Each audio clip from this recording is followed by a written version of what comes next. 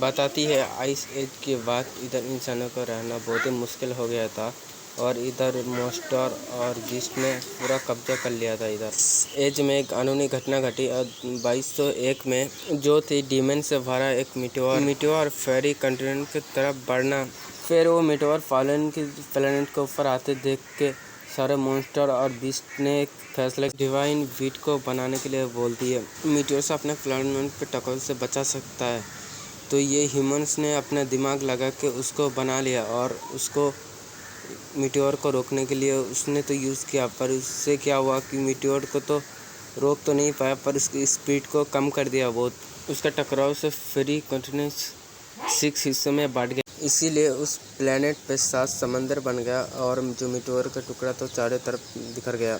फिर netting voice बताती है ये 7 समंदर है, 6 डोमेन्स, लैंड ऑफ मिरेकल्स कहते हैं। उसके बाद सीन चेंज होता है और हम इधर मैजिल डोमेन को देखते हैं। फिर इधर सिटी को देखते हैं और सिटी में किसी सेरेमनी चल रहा है। फिर सिटी में छोटे छोटे बच्चे पता लगा रहे हैं कि इधर हम क्या काम करेंगे। फिर इधर देव नाम का एक छोटा बच्चा देखते हैं जिसको उसका टीचर पता लगाने के लिए डेमोनियन लाइट की तरफ भेजता है। देव उस लाइट के पास जाती है और वो लाइट बहुत ही ज़्यादा चमकने लगती है और ये देख के स्टूडेंट्स और छोटे बच्चे और उसका टीचर भी देख के हैरान हो जाते हैं।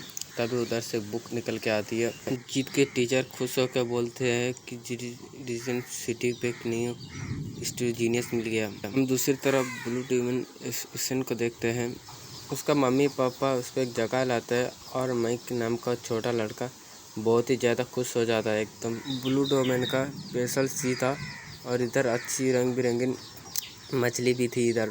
फिर तब माइक के पापा कहते हैं कि इधर 376 है, इधर ये वाला सबसे बड़ा सी है, इसीलिए तुम्हें लाया हूँ कि तुम अपने इस मछली से अपने फॉर का एलिमेंट को तुम्हें पता चलेगा। आने वाला टाइम पे एक तुम सिटी में खुशियाँ और आनंद बना कर रहोगे। इधर माइक अपना फादर का कोई बातों का ध्यान नहीं देती। माइक कहते कि क्या इस चीज़ को खा सकते हैं, कि ये सुन के माइक का पापा हैरान हो जाते हैं और बोलते हैं कि तुम्हारे मम्मी की तरह ही हो। माइक की मॉम बहुत ही ज़्यादा गुस्सा हो जाती है। फिर माइक के फादर से उसका मम्मी को मनाने लगता है। फिर माइक को बताते हैं कि विकी का फीस है, तुम्हें अपने एलिमेंट का पावर देगी है, तुम्हारी मॉम और मुझे दिए थे पावर। फिर माइक उसके पापा से कहते हैं कि इसका पावर लेने के लिए, इसीलिए मैं क्या करूँ अभी। फिर तभी माइक का मॉम उसे पीछे लात मार के समंदर में फेंक देते। तभी माइक का पापा बोलते कि ये तुम्हारा बेटा है कि नहीं। तो माइक का मॉम कहते कि हाँ ये मेरा ही बेटा है, ये समंदर में जाने ही वाला था और मैंने भेज दिया तो क्या हुआ। ये हम इधर देखते हैं सामने मैजिक डोमेन में एक लाइक चमकता है। तभी समझ आता है माइक डोमेन पे एक अच्छा जीनियस आ चुका है। ये माइक का मॉम कहता है मेरा बेटा सबसे बड़ा जीनियस होगा।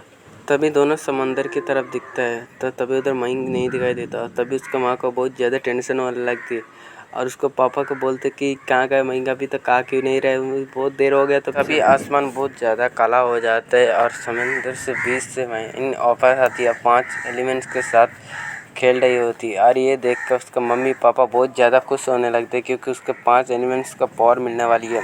सच में माइक एक जीनियस था।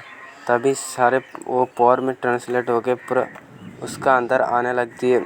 फिर सारे पावर माइक के अंदर चला जाता है। फिर तभी माइक के बड़ा वाला का सीन दिखाया जाता है। माइक बहुत ज़्यादा खूबसूरत था, इसलिए उसकी सिटी का हर एक लड़की उसकी दीवानी है। तभी दिखाया जाता है उसका ओपोनेंट को अपने सिटी में लड़ रहा था और जिसका जो ओपोनेंट है गाइस वो बहुत ही ज़्यादा पावरफुल है, फिर भी उसका आसानी से उसका मूव को डॉज करता है। अपने एक एलिमेंट की पावर इस्तेमाल करते हैं जिसके वजह से बहुत कष्ट से उससे बचती है। माइक का ओपोनेंट सुपर पंच मारने वाली थी, फिर तभी माइक उससे डॉज करके उसके ऊपर ही अटैक कर देती है और उससे ओपोनेंट और ज़्यादा गुस्सा होकर फिर स्पेशल वर्जन नाम का एक हथियार उसकी तरफ भेजता है जिससे वेपन का एलिमेंट को फोर्स से डिस्ट्रॉय कर देती है। माइक तेजी से उस बंदे की तरफ बढ़ती है और बंदे कहती है उससे एलिमेंट का फोर्स पे लेवल 5 पे हो तो मैं तुम्हारे पास कभी फाइट नहीं करने आता इधर।